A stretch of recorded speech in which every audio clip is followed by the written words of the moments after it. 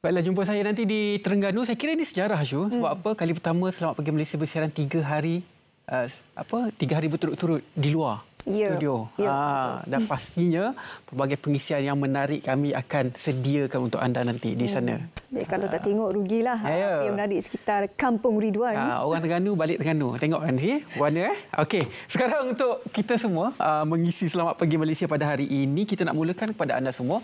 Ini adalah perkongsian mengenai prospek pasaran harta pasca pandemik. Jadi kami sangat berbesar hati pada hari ini untuk bersama dengan Surveyor Abdul Razak Yusof, iaitu Ketua Pengarah Penilaian dan Perkhidmatan Harta, untuk bersama-sama dengan kita pada hari ini untuk kita bercakap mengenai prospek pasaran harta pasca pandemik. Selamat datang ke Selamat Malaysia. Okey, Surveyor Abdul Razak, terima kasih bersama kami di studio Selamat Pagi Malaysia. Hari ini kita nak bercakap berkenaan laporan pasaran harta separuh pertama bagi tahun 2022 ini, yang pastinya kita mahu rakyat Malaysia lebih cakna apakah sebenarnya intipati ataupun kandungan laporan ini yang mungkin Surveyor Abdul Razak boleh kongsikan kepada penonton Selamat Pagi Malaysia. Silakan. Terima kasih. Memang laporan yang kita keluarkan, yang dikeluarkan oleh NAPIK, ada 9 laporan yang dikeluarkan.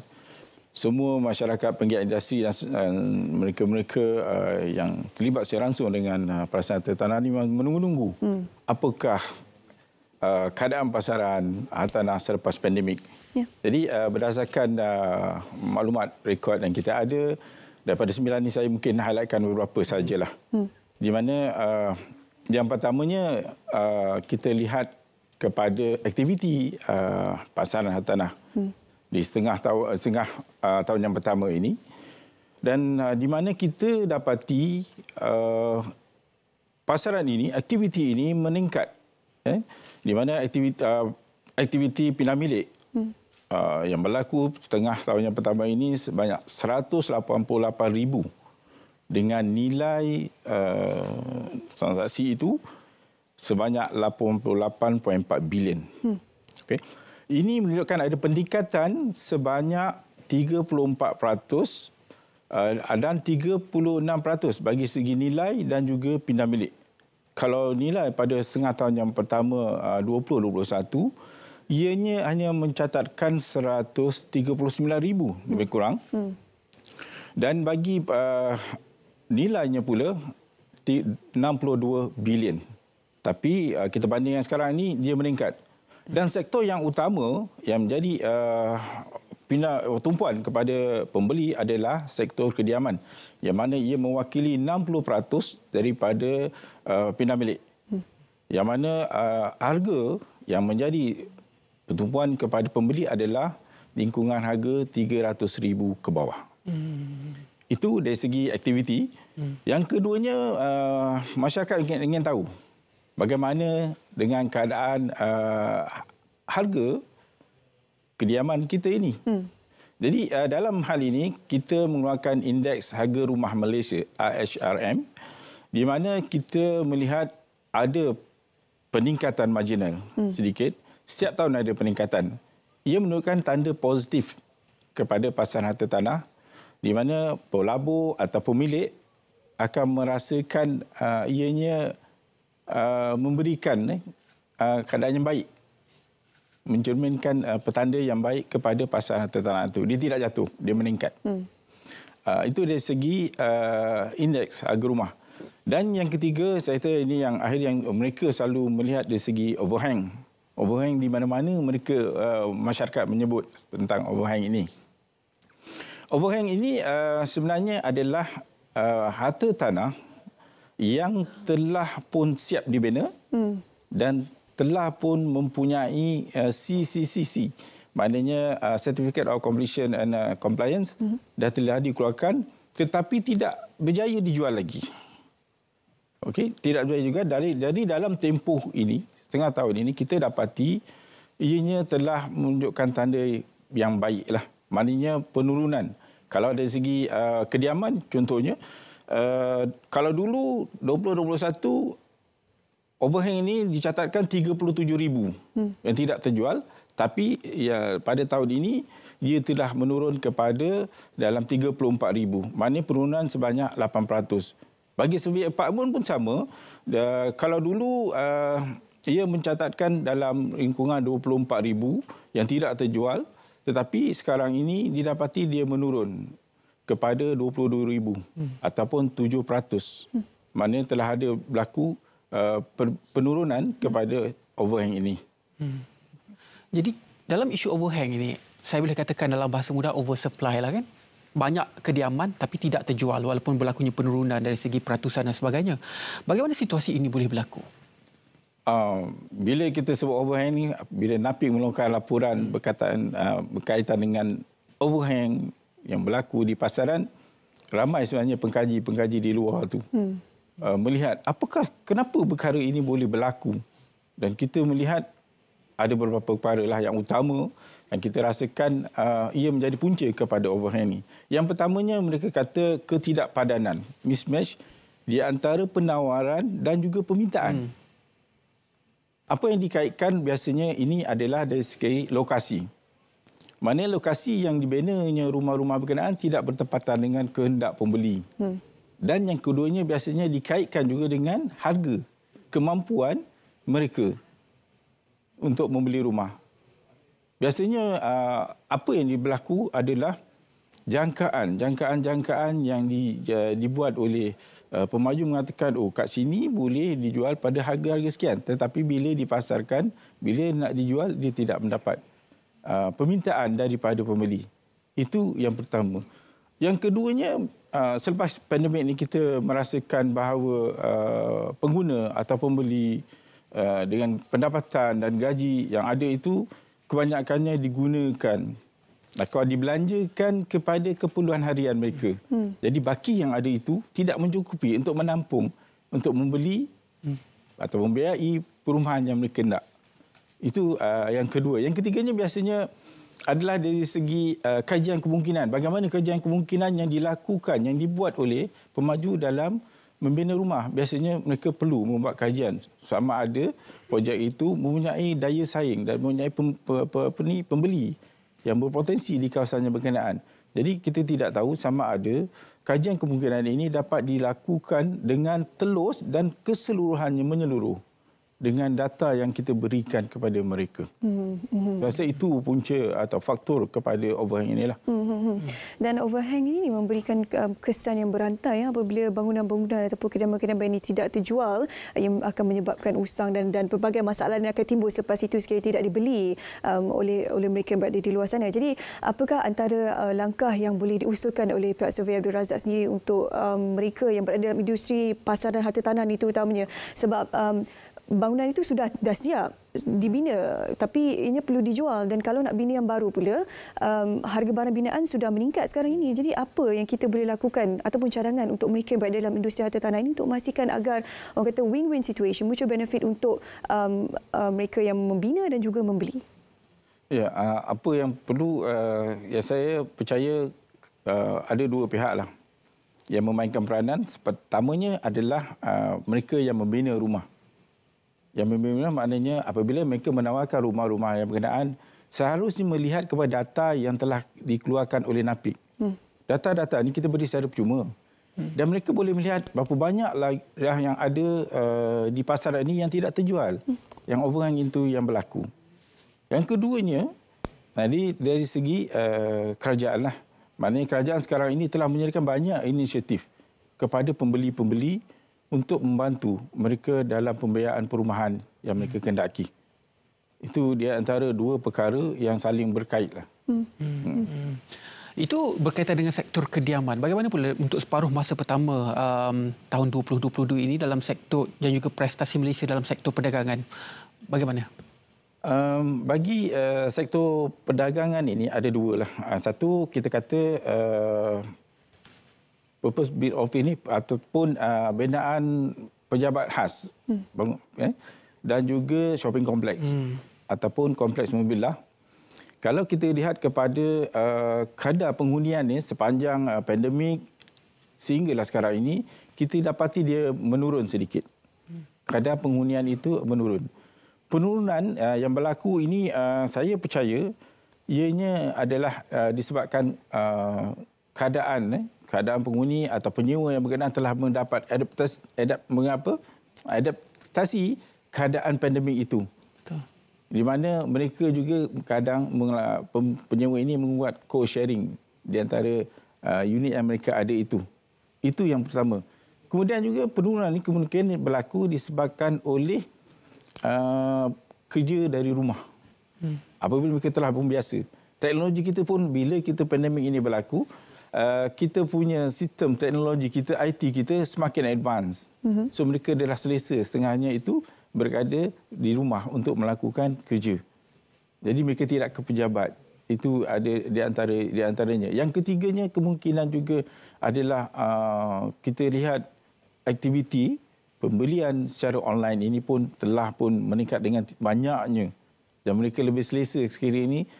Utamanya muda-mudi kita lebih suka membeli pembelian secara online. Itu di antara faktor kenapa mungkin sedikit pengurangan kepada sektor perdagangan kita pada hari ini.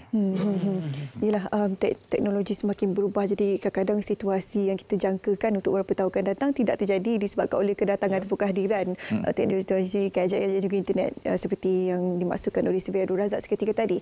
Okey, kita kembali kepada sektor perumahan.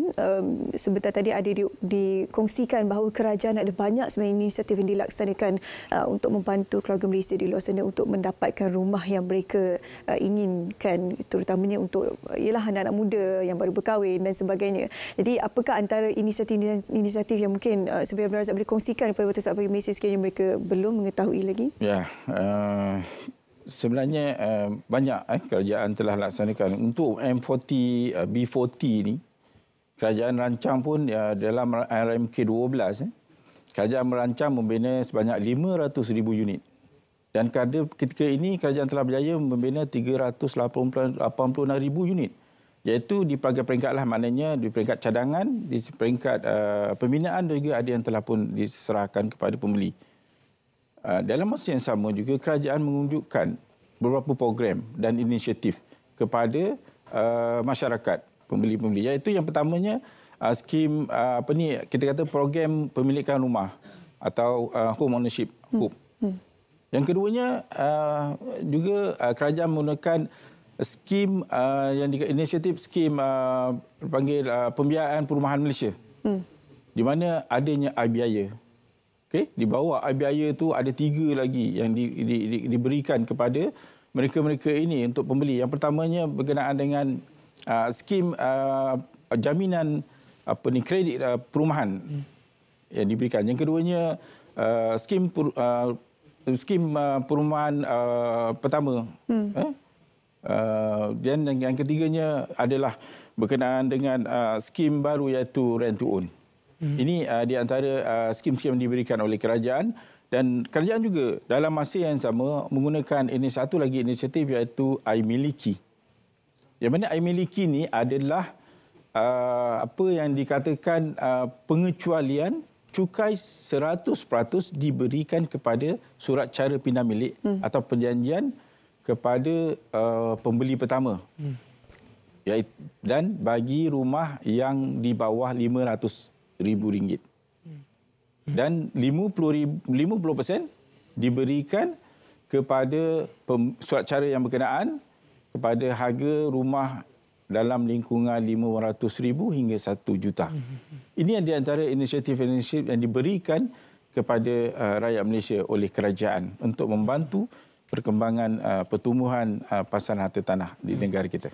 Kalau kita lihat, itu adalah inisiatif yang diberikan kepada bakal pembeli daripada golongan B40 dan juga M40. Mungkin membantu mereka dalam urusan untuk proses awal membeli dengan memberi insentif cash dan sebagainya. Tetapi isu sekarang kalau kita lihat kepada golongan B40 dengan M40 adalah kenaikan harga rumah dan pasaran harga rumah yang tidak turun harganya. Itu yang menjadi orang kata kebimbangan masyarakat sekarang untuk memiliki rumah. Kerana apa? Untuk membayar rumah tersebut bukan masa 2 tahun, 3 tahun. Malah sehingga loannya 35 tahun. Untuk membayar mungkin setengah orang tidak mampu untuk membayar RM1,500, RM2,000 sebulan. Yeah. Mungkin isu itu adalah isu utama. Di pihak Survey Abdul Razak, bagaimana pandangan mengenai isu ini? Ya, saya melihat memang berlaku peningkatan harga rumah dari semasa ke semasa. Sebenarnya perkara ini bukanlah perkara yang baru. Ini dah lama yang dibahaskan bagaimana kita nak mengawal harga rumah ini. sebenarnya mekanisme telah dibincangkan di banyak platform. Bagaimana kita nak mengawal harga rumah. Mereka yang paling utama mereka mengatakan tanah mahal, barangan mahal, kos harga buruh, sukar diperoleh. Kan perkara-perkara ini kalau dikawal atau dilihat, dipantau, boleh kita melihatlah sejauh mana kenaikan harga rumah ini. Sebenarnya kawalan seperti ini sukar sebenarnya kita nak melihat. Tetapi ada setengah negeri boleh melaksanakan harga-harga rumah seperti ini. Di mana mereka boleh melaksanakan harga rumah yang pada tahap yang boleh dimiliki oleh rakyat. Itu.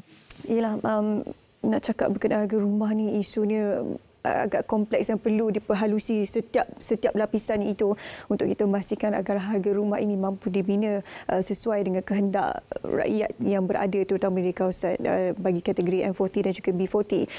Cumanya sekarang ini kalau kita mungkin survey Encik Razak boleh kongsikan laporan-laporan yang dikeluarkan di bawah NAPIK ini bagi untuk segmen-segmen mengikut negeri, contohnya Selangor, barangkali Johor, di kawasan-kawasan bandar utama, bagaimana peningkatannya jika dibandingkan dengan negeri-negeri yang lain? Kalau bandar-bandar utama, dia ada sedikit peningkatan berbanding dengan bandar-bandar yang tidak bukan bandar utama lah. Contoh di Kuala Lumpur, Selangor, Johor Bahru dan di Pulau Pinang sendiri. Keadaan pasarannya dianggap lebih baik pasarannya. Walaupun ada setengah-setengah keadaan dia berlaku overhang yang tinggi. Di kawasan ini berlaku juga overhang yang tinggi. Overhang ini berlaku di bandar utama yang saya sebut tadi, di Selangor, Johor Bahru dan di Pulau Pinang. Dia overhang terlalu banyak. Pertamanya sebagi servis apartmen di Johor Bahru yang tertinggi sekali pada kategori ini. Disebabkan pembinaan yang tidak mungkin, yang tidak melihat kepada prospek pembeli itu. Berlaku juga yang keduanya di Selangor. Selangor ni ada beberapa area lah yang kita dapat identify, iaitu di Petaling, di Sepang, di Gombak, di daerah-daerah itulah yang kita dapati dia terlalu banyak overhang. Okey, adakah ini bermakna laporan ini disediakan untuk umum, untuk mereka berindustri. Jadi untuk kita sebagai masyarakat, kita boleh mengambil laporan-laporan ini. Adakah ini bermakna kita tidak sepatutnya membeli rumah di kawasan-kawasan yang mempunyai peratusan overhang yang tinggi seperti yang dinyatakan ini, atau bagaimana? Oh tidak. Sebenarnya bukan begitu. Dia bergantung. Overhang tidak bermaksud kita tak boleh beli kat kawasan tu. Tidak. Mungkin supply, penawaran itu terlalu banyak. Yang saya katakan, penawaran terlalu banyak di kawasan berkenaan dan harganya. Lokasi satu dan harga yang ditawarkan itu kemungkinannya adalah tinggi dan tidak mampu dimiliki oleh pembeli-pembeli. Tapi kalau kita berkemampuan, ia tidak menjadi isu, boleh beli. Dan lokasi ini kadang-kadang bergantung kepada individu itu sendiri sebenarnya. Kalau setengah orang beranggapan kemudahan asas yang ada di sekeliling itu telah membantu untuk dia beli kawasan yang berkenaan, tidak menjadi isu. Itu lokasi itu lebih kepada pembeli-pembeli itu sendirilah. Bagaimana? Sebenarnya paling penting harga itu bertepatan dengan kemampuan pembeli. Sebab kita kadang-kadang rumah jauh murah, tapi nak pergi ke tempat kerja jauh kan, masuk dan kesesakan trafik semua. Jadi berdasarkan laporan yang dikeluarkan ini, ada banyak sebenarnya kita boleh nilai untuk memastikan harga rumah itu sesuai dengan kehendak kita. Okey, baiklah. Untuk soalan yang terakhir, mungkin apakah pandangan survey Abdul Razak sendiri terhadap prospek pembangunan harta tanah di Malaysia ini? Yalah, sebenarnya perkembangan pasar harta tanah berkait rapat dengan ekonomi, ke dasar monetary dan fiskal negara. Kalau kita lihat kepada dalam tempoh setengah tahun pertama, setengah tahun kedua, KDNK kita dan unjuran daripada Bank Negara juga, jangkaannya adalah 5.3% hingga 6.3%. Apa yang diunjurkan oleh Bank Negara. Kita percaya dengan unjuran kadar KDNK kita ni, saya percaya prospek harta tanah juga bergerak selari dengan apa yang berlaku kepada pertumbuhan KDNK negara kita. Dan juga kita lihat ianya ditambah, disokong oleh inisiatif-inisiatif yang kerajaan berikan yang saya sebutkan tadi, yang disediakan untuk membantu pembeli-pembeli. Dan sekiranya benda ini semuanya berlaku, insya-Allah kita punya prospek tanah akan berada pada tahap yang positif lah. InsyaAllah. Itu yang kita mahukan. Terima kasih banyak-banyak kepada Surveyor Abdul Razak Yusak, iaitu Ketua Pengarah Penilaian dan juga Perkhidmatan Harta bersama-sama dengan kita pada hari ini untuk memberikan buah fikir mengenai prospek pasaran harta pasca pandemik. Terima kasih banyak-banyak Surveyor.